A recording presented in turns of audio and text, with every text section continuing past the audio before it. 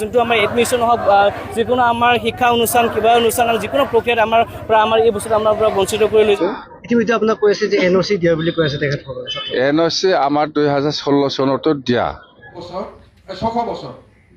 6 বছৰ তেওঁলোকে চলালে চুকাফাৰ পৰা खुलुमबाय रायजोफोर गिबिसिनथाराव बिथांखिब्ल इउटुब चेनेलनिफ्राय रायजो राजा बयनिसिमबो फुंबिलिनि गोजोननाय बावहरनाय जाबाय जायफ्रा सानफ्रोमबो खौरां खोनासंनो मोजां मोनो नोंथांमोननि थाखाय आङो माखासे गोनांथार भिडिअसफोरखौहाय लानानै फैबावबाय रायजोफोर स' रायजो राजा नोंथांमोन दिनैनि समावहाय जोङो गिबिसिनथारावनो UPPL पार्टिनिफ्राय सासे MP रोंगोरा नार्जारी सारा पार्लियामेन्टआव मा बुंहैदों बेखौहाय जोङो खोनासंनानै लाग्रोनोसै। नैथियावहाय जोङो नैबे सनितपुर जिल्लानि माखासे बारग' MLA राकेश ब्रह्मआ मा बुंदों बिनि सायाव जोङो खोनासंनानै लाग्रोगोन। थामथियावहाय सासे गामियारिनि दैदेनगिरिया हाग्रामा महिलारि देरहासार बसुमतारीनि सायाव मा बुंदों बेखौ जोङो खोनासंगोन रायजोफोर। फै अब्ला रायजोफोर जों गिबिसिनथारावनो MP रोंगोरा नार्जारी सारनि सायावहाय जोङो भिडिअखौ खोनासंनानै लाग्रोनोसै बिथाङा मा बुंहैदों।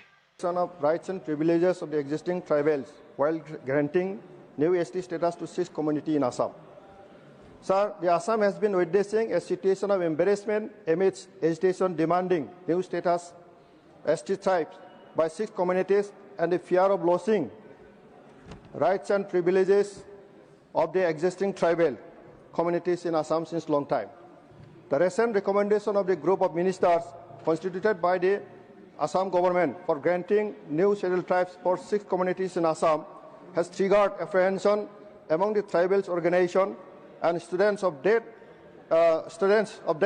their rights and privileges are being destroyed. So the tribal organization and students community from different universities and colleges are out in the streets and staging demonstration seeking protection of their rights and privileges. The conflict of interest has led to an undesirable situation of polarization. One is hopeful and the another is in despair. This is because the existing Aboriginal tribals, sons of the soils, are already facing land alienation and rapidly becoming more and more marginalized. They have lost thousands of lives for the protection of their identity, culture, and to ensure their political rights. In this juncture, government must take a role of guardianship to handle the situation holistically. Sir, the existing tribal communities have expressed their apprehension of losing their rights and privileges enjoyed so far while attempting to add new tribes under the same basket, and their apprehension is very admissible.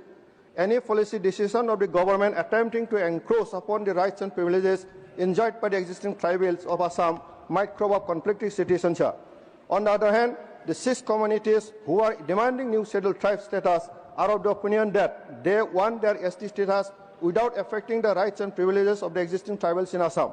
Under these circumstances, the government must take a practical and scientific approach to solve the sensitive issue in a timely manner, exploring maximum possibilities so that situations don't go out of hand. Further, it is noteworthy to say that the existing tribals of Assam are also affirmative towards the downtrodden communities to have their constitutional rights. They also must have enjoyed constitutional rights as they deserve.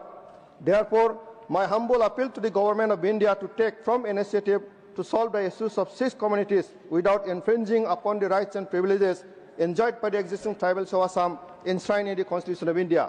They are of the opinion that the government should not try to pour extra water into a jar already filled. The consequences overflow. Furthermore, I appeal the government of India to initiate dialogue inviting all the organizations from both sides and explore the best possible way to adhering the constitutional provisions and procedures for enlisting communities as a new tribes in Assam.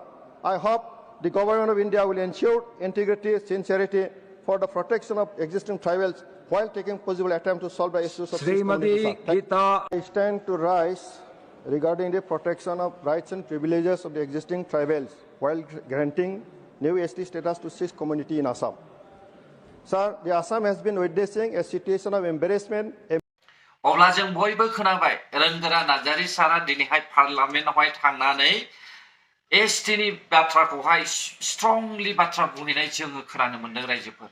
नाथाय सोरबाया कमेन्टआव फोरमायदों जे हाग्रामा महिलारि बायदिनो बिथाङा बेवहाय बुंहैदों होननानै नङा बुङाखै रायजोफोर। बिथाङा एसटिखौहाय स्ट्रंलि अपोज खालामहैदों एक्जिस्टिं एसटि खौहाय खहा खालामाजासे माब्लाबाबो खामानि मावनो हानाय नङा। बे बाथ्राखौहाय पार्लामेन्टआवहाय खोनासंहैदों, पार्लामेन्टआवहाय मेसेज हैदों, जों नुनो मोनदों। अब्ला रायजो राजा नोंथांमोन, दिनै जोंनि बिपिएफनि सिएम हाग्रामा महिलारि बिथाङा मानो एनअसि हरनाय? एनअसि हरनायनि थाखायनो गासैबो सारा आसामावहाय दावरावआ सोमजिदों। जुदि बे एनअसिखौ हरामोनब्ला अब्ला बेबायदि जानाय नङामोन। आरो एनअसिआव जुदि माबाफोर मोनसे एक्जिस्टिं एसटिनि थाखाय लिरनाय बबेबा खनायाव दङमोनब्ला अब्ला बेबायदि दावरावआ सोमजिनाय नङामोन। दा नोंथांमोना नंखाय बुंदों साननो हागौ। नोंथांमोना क्लियारलि फरायनानै नाय बबे खनायावहाय एक्जिस्टिं एसटि होननानै लिरनाय दङ। नाय नोंथांमोना। दा बे बाथ्राखौ लानानैनो बिपिएफनि सासे 6 दाननि थिसनजानाय केबिनेट मन्त्रि उदालगुरि जिल्लानिफ्राय मिस्टार शरन बर' बिथाङाबो एक्चुअलि बिथाङा उदालगुरि जिल्लायानो शरन बर' बिथाङाबो नोंसोरखौ थगायदों। मानो थगायदों? एक्जिस्टिं एसटिनि लिरनाय दङ होननानैहाय बे एनअसिआवहाय बिथाङा नोंसोरनोहाय थगायनानै होदों। हाग्रामा महिलारि बिथाङा एक्जिस्टिं एसटि खौहाय खहा खालामाजासे बाथ्रा बुंनायसो दङ होननानै नोंसोरनो थगायदों नङा होनब्ला? दिनै आं क्लियारलि नोंथांमोननो दिन्थिनानै होबाय आरो मैयानि समावबो आङो नोंसोरनो भिडिअखौहाय दिन्थिनानै होखादों। खुनु बेवहाय बबेबा मोनसे खनायाव एक्जिस्टिं एसटि लिरनायानो गैखाया रायजोफोर।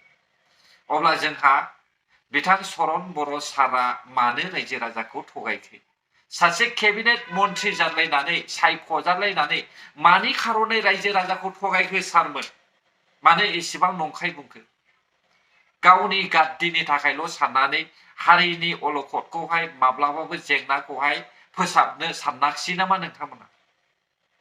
दा बिनि सायावनो आङो नोंथांमोनखौहाय सार होननोबो गोसो जाया आरो नोंथांमोननि मावनायखौहाय आं गनायनोबो गोसो जाया। मानोना नोंथांमोना दिनैहाय गाव गावनि गाद्दिखौ गोमाजानो गिनानैसो रायजो राजाफोरखौ थगायदों नोंसोरो। क्लियारलि लिरनाय दंखायो बेयावहाय। बेनि थाखायनो दावरावआबो सोमजिखादों। जुदि माबा मोनसे बेयावहाय इफेक्ट लिरनाय दङमोनब्ला अब्ला बे माब्लाबाबो जानाय नङामोन। सोर आधुआ बेलाय? आसामनि डक्टर हेमन्त बिश्व शर्माखौहाय मा खालामगोन मा खालामा बेखौहाय बुजिनो रोंलायि। चिफ मिनिस्टारा बर' हारिखौहाय बबे लामाजों लाङोब्ला अलखदाव खोख्लैनो हागोन बेखौहाय टारगेट खालामदों हाग्रामा महिलारिनि थ्रुयै। बेखौ मानो आन्दाज मोनाखै बर'फ्रालाय? रायजोफोर नैथियाव फैदो। सनितपुर जिल्लानि सासे एमएलए राकेश ब्रह्मआ मा बुंदों ससे खोनासं।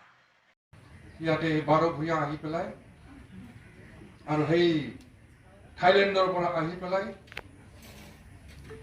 সোণাৰ জখলাৰে নামি চুকাফা ৰজাই 600 বছৰ তেওঁলোকে চলালে চুকাফাৰ পৰা সেই ৰুদ্ৰসিংহলৈকে। এইটো ইতিহাসত আছে, লিখা আছে।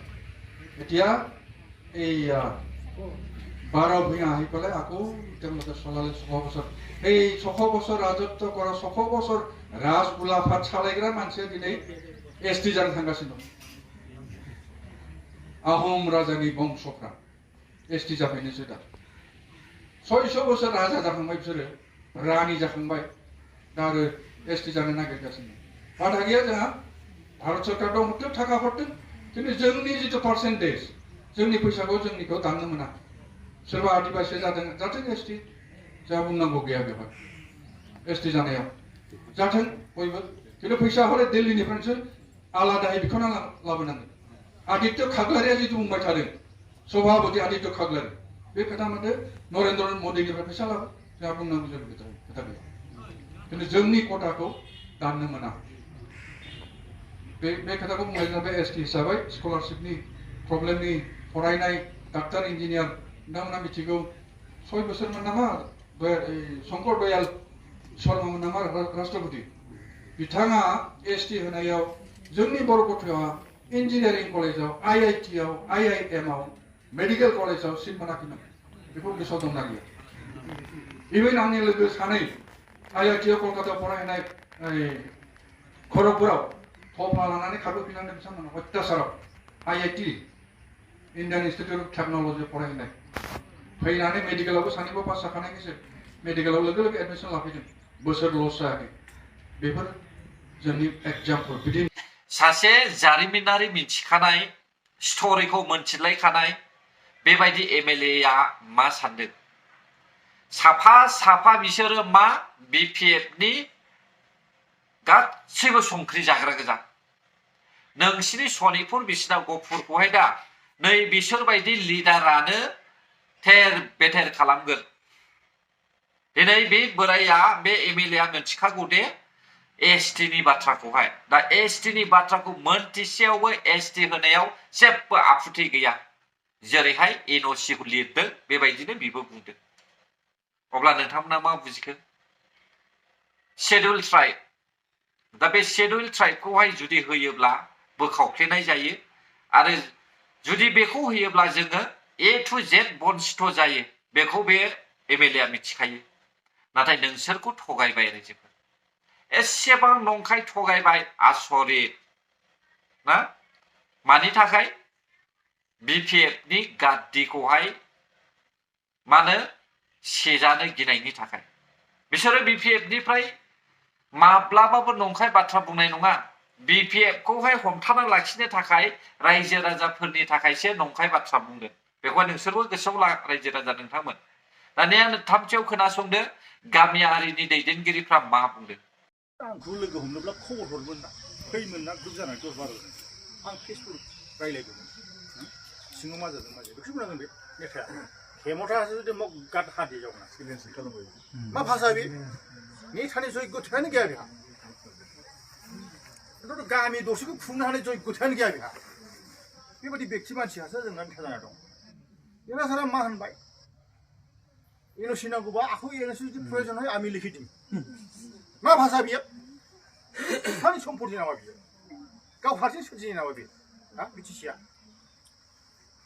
बेफोरबायदि नेताजों जोंहा जाहाथे मा भबिष्यत दं गैया जेबो नायना लानोसै दानिया रिजायनानै नायनोसै रायजोफोर सासे गामियारिनि साधारन दैदेनगिरि सासे बारग' MLA बेसेबां फारागथि दङ हा बारग' MLA आ गावनि गाद्दिखौ गावनि उदैखौ फिसिनो थाखाय रायजो राजाखौ थगायबाय गामियारिनि दैदेनगिरिफ्रा गावनि हारिखौहाय बासायनो थाखाय रायजो राजानोहाय थार बाथ्राखौहाय फोसावनानै होबाय बेबायदि जायो जोंनि बर' हारिनिया देरहासार बसुमतारी बिथाङा अनलि बिबारल' लादों मानो थाखा बुथुमनो गावनि जाथि खुरमाखौ फेदेरनो दा मा बुंखो गामियारिनि मानसिफ्रा बिसोरबायदि मानसिनि थाखायनो बर' हारिया धंस जाजोबगोन रायजोफोर धंस जाजोबगोन बेखायनो आं सिदा बुंगासिनो दङ फरायसा आफादाबो फासयनानै दाथा नोंथांमोना सोमावसारबाय था आरो जुदि नोंसोरखौहाय फरायसा आफादखौहाय जुदि सोरबा आखाय होयोब्ला बिनि सायावहाय गोख्रैनो नोंसोरो सोमावसार नांगौबा थैलायखो बिसिबां थैलायो थैलायलांथों सिगां जेरै थैदो ना मा बुङो रायजोफोर फरायसा आफादजों रावबो जुजिनो हाया सोरबा सरकाराबो जुजिनो हाया सोरबा पाब्लिकआबो जुजिनो हाया दा बेखौनो बुंनो सानदों आङो जेसेबांनाखि फरायसा आफादफोर दङ फरायनाय फरायसाफोर दङ बिसोरजोंहाय बिमा बिफा रायजो राजा साफ्रोमबो रायजो राजाया मदद खालामनांगौ मानोना BPF पार्टिया गावनि गाद्दिनि थाखायल' दिनैनि समावहाय रायजो राजाफोरखौहाय नंखाय नंखाय बाथ्रा फोसावनानैहाय बासन होगासिनो दङ रायजोफोर अब्ला गोजोनथों जायफ्रा आं बिदिखौ जोबजासिनायबाय बर' हारि जै जाथों जै बर' हारिनि